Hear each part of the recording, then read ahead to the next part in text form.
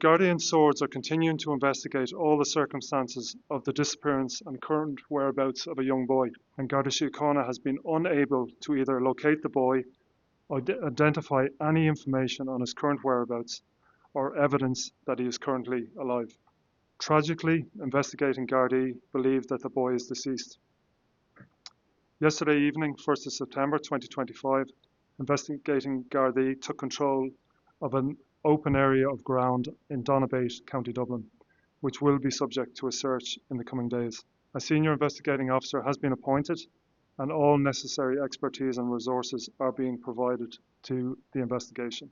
We are appealing to anyone who has any information in connection with the investigation to contact either Swords Garda Station on 01 666 4700 or the Garda Confidential line on 1800 666 111, or in fact any Garda station.